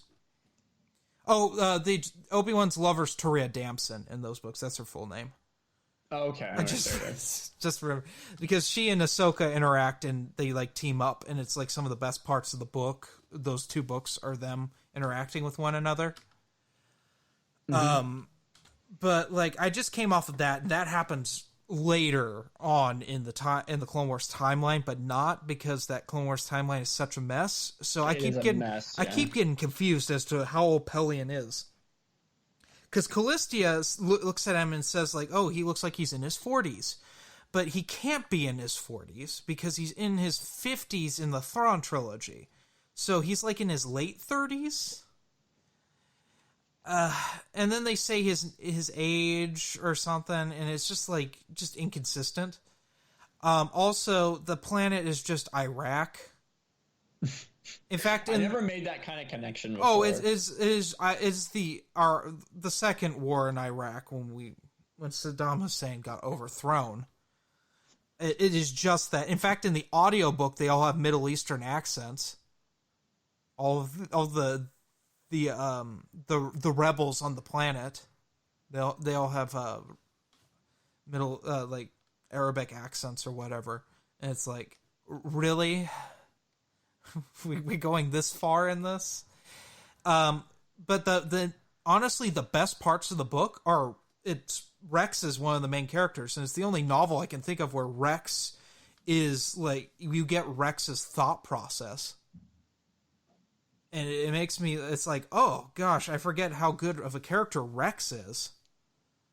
I think in those books, there's, I have read them before, but it's been a while. One of the things I remember is they kind of like reveal, you get a little bit into like Anakin and Obi-Wan and Mace's power levels a little bit. Yes. There's a discussion about this like leaping contest that happens at the academy and how Anakin, that's in set Siege. the record. Yeah, no, Anakin set the record. Mace Windu was close behind him, and then it was Obi-Wan. Yeah. So you kind of get an idea for how powerful Obi-Wan is, and then I feel like there's some moment when they're at like some civilian encampment they have like a shield up that like prevents storms. They're in a village called Torbell, and they disguise themselves as people from the planet, but they're Obi-Wan and Anakin aren't actually, and the battle General Lockdurd is the villain in those books, and he's making that bioweapon,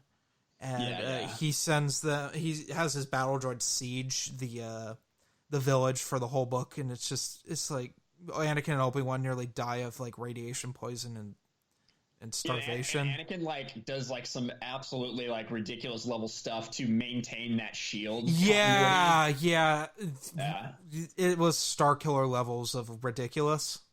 Yeah, which I mean, it's Anakin Skywalker, man. It made more sense than Starkiller doing it. That's for sure. Yeah. But Obi-Wan's healing all those people, even though he doesn't know how to do it. That's a little weird. My problem with those books is, why did it have to be Anakin and Obi-Wan on the planet? Why did they have to be the main characters? Yeah. And especially with no prisoners. Obi-Wan's not even in the book. Anakin is barely in it. He's going to be getting involved at the end, but it's basically... It's like 6 clones, Rex, Ahsoka, and Callistia and her team of Jedi are extracting this agent.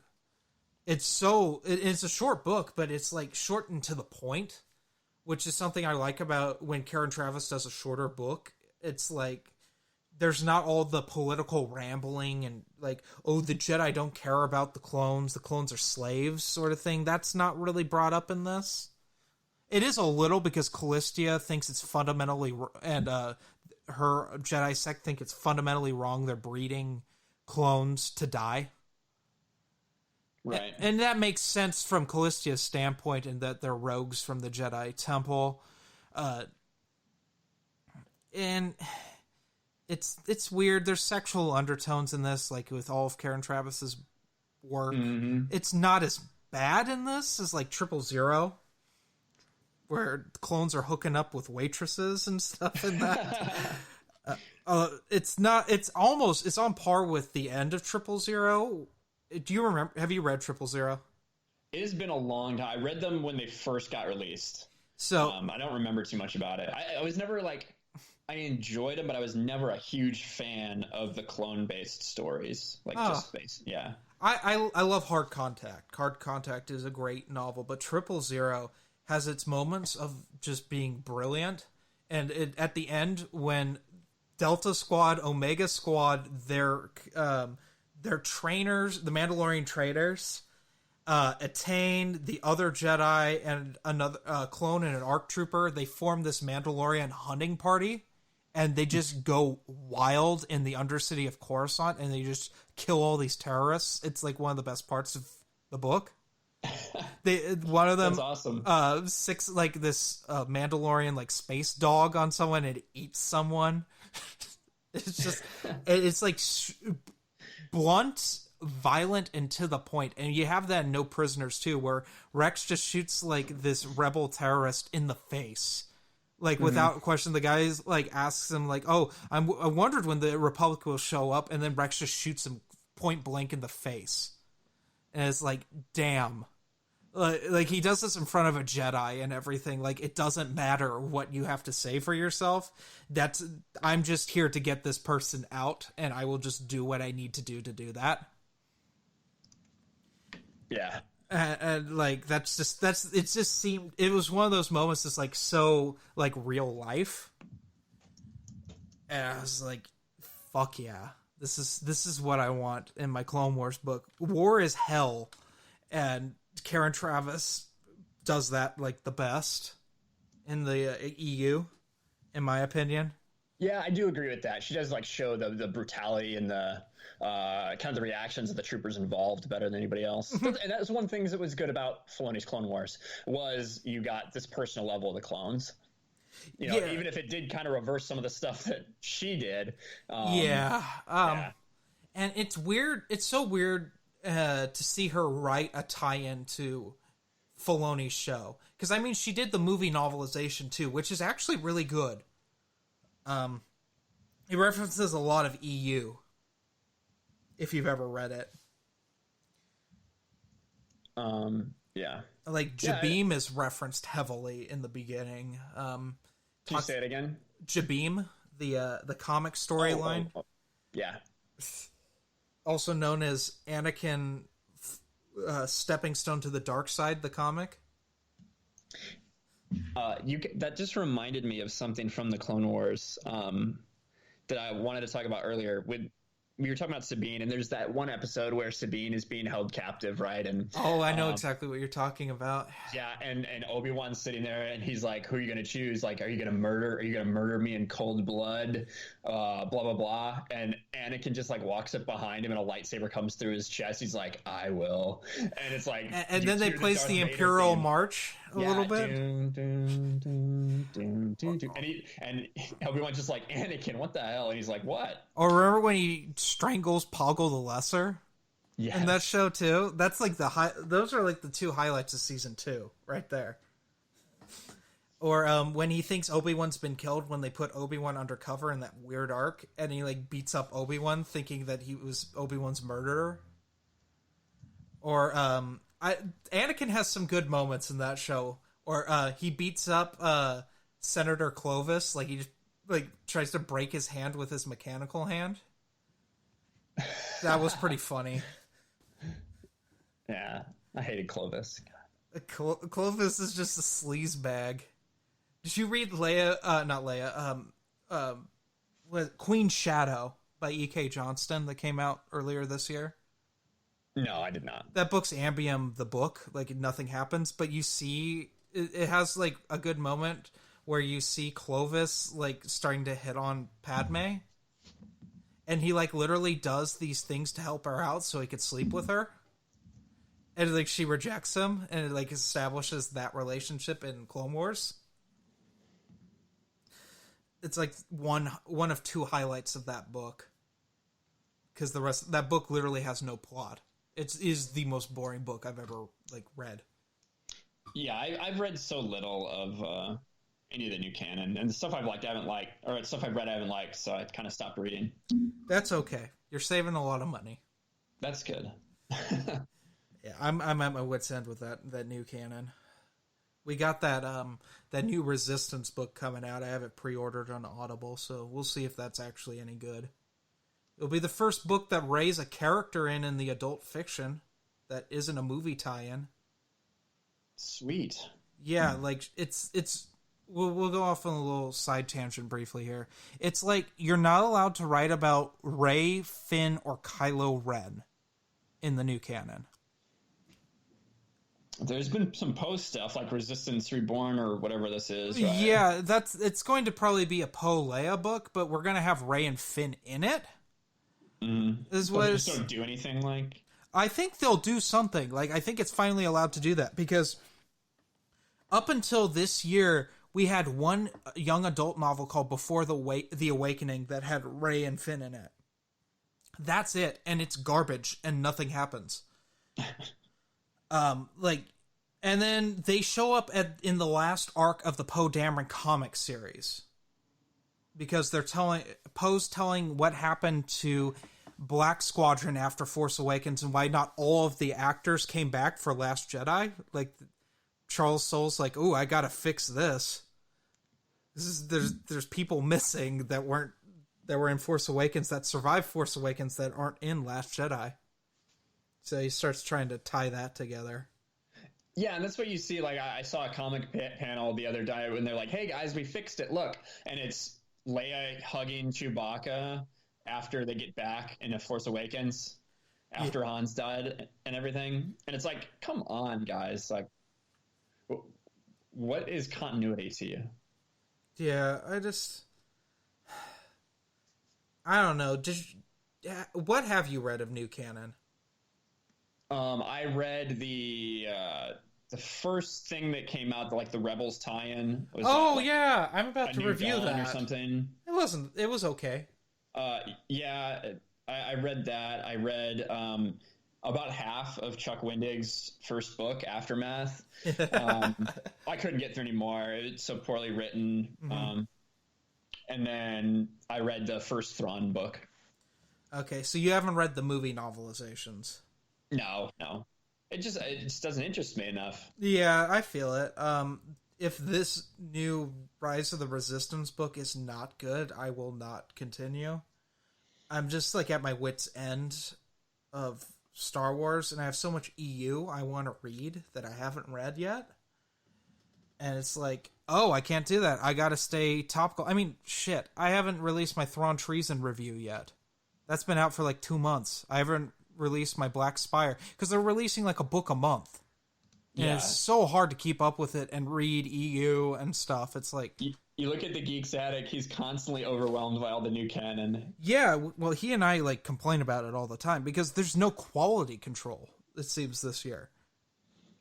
I mean, Master and Apprentice was awesome. If you do ever read another new canon book, I recommend that one. Some good Obi-Wan Qui-Gon stuff in there. Nice. That's like the only one I recommend. One of the better books I've read this year. It's the best new canon I've read this year, that's for sure. That doesn't take much, though. Interesting. But yeah. Anything else you're reading? That's pretty much it. I'm pretty overwhelmingly busy right now, between work and then my channel. I've taken on some other responsibilities at Geeks and Gamers. Congrats. Yeah, thank you. I'm also doing Sports Wars, which is a Geeks and Gamers affiliate, and trying to make the rounds to everybody that I can. So yeah, it's been crazy, man. It's kind of a whirlwind. I'm just trying to keep up. I feel it. We're wrapping up pre-production on my next student film right now. So we're going to be shooting a whole lot. So there won't be a whole lot of content on the channel, people. I'm very sorry. But it's going to be good. It's going to be nice, something different for everyone, we'll say. Nice. Because, I mean, it can't just be Star Wars all day, every day. Yeah, exactly. I wish it could be. But I mean, like, I haven't done a film in a while, so it's been a couple years. So if this is successful, it will lead to an anthology series I plan on doing. But that's something for a different podcast. Yeah, man. But yeah, and I talk about other stuff besides Star Wars too. I'm pretty into DC Comics. At least I was for a really long time, and I'm still interested in what's going on. So was I. I feel it. Yeah. So I talk about that. Not a lot of people watch those videos when I upload them, unless it's about the Snyder Cut. about releasing the Snyder Cut. That tends to get a lot of traction on my channel. The Snyder. Fucks. Zack Snyder. Oh. Well, we won't get into that. Oh. Hail to our Lord and Savior, Zack Snyder. Remember Sucker Punch? Oh, yeah, I didn't like that. That's what I think of immediately. Just being confused. Yeah, like I said, we won't get into it because it'll take a little too long. Yeah. All right. Thank you for joining us for another Star Wars Legends podcast. I hope you enjoyed. And join us next time when we talk about something. All right. Have a good one, guys.